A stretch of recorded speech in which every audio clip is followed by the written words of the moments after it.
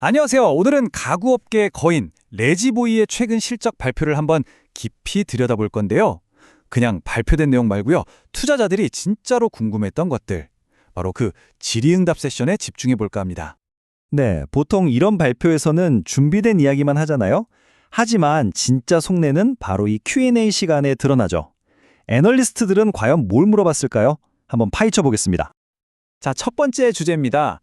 요즘 시장이 워낙 오락가락하잖아요. 애널리스트들도 바로 그 점을 파고들었습니다. 지금 같은 불확실한 시장 어떻게 대응하고 있습니까? 이거죠. CEO의 답변은 아주 솔직했어요. 수요가 여전히 울퉁불퉁하다, 들쭉날쭉하다고 인정한 거죠. 그러니까 어느 주는 잘 팔리다가도 그 다음 주는 갑자기 뚝 떨어지고 예측이 어렵다는 겁니다. 특히 캐나다 시장이 더 그렇다고 하네요. 이게 바로 레이지보이가 처한 상황을 딱 보여주는 말이에요.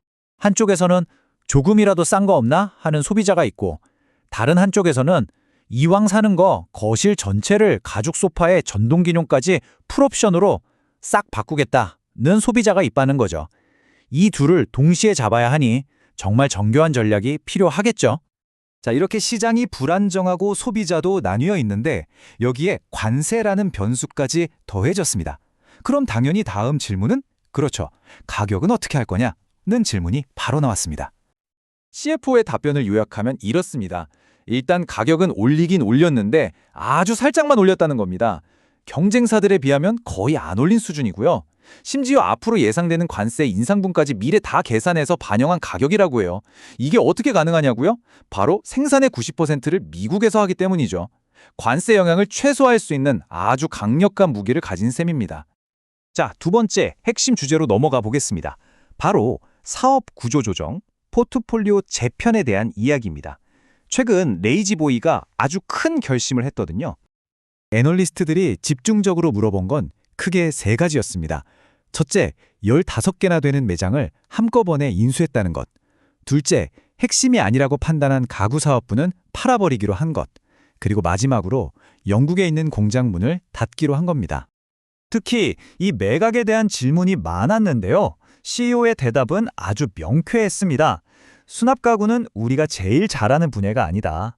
우리가 진짜 잘하는 건 맞춤형 소파 같은 천가리 가구다. 라고요. 딱 선택과 집중이죠. 잘하는 것에만 올인하겠다는 겁니다.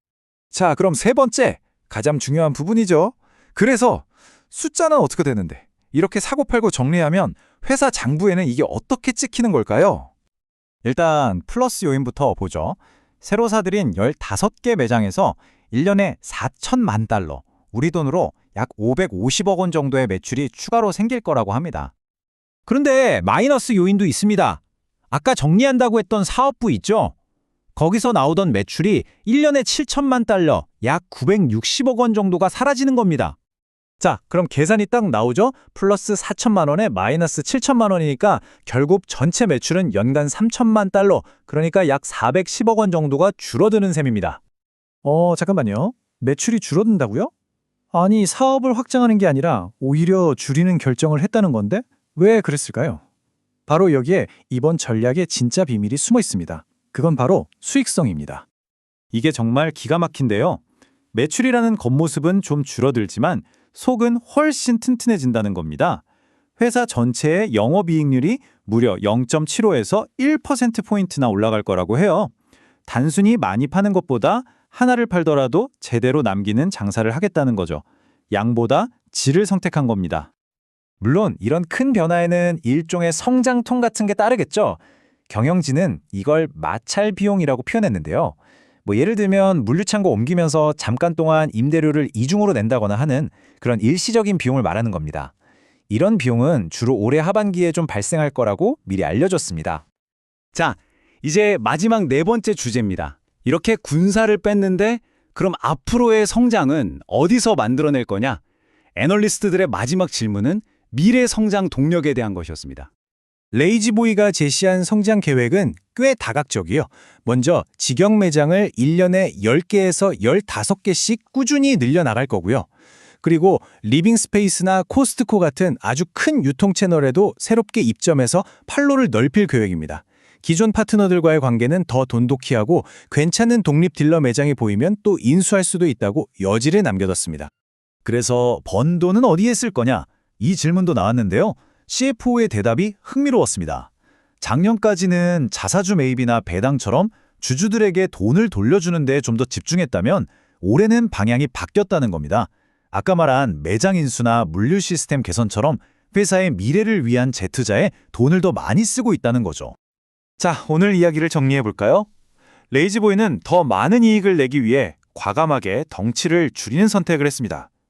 여러분은 어떻게 생각하시나요? 이 전략이 과연 불확실성으로 가득한 이 시장에서 레이지보이를 성공으로 이끌 똑똑한 한 수가 될 수 있을까요?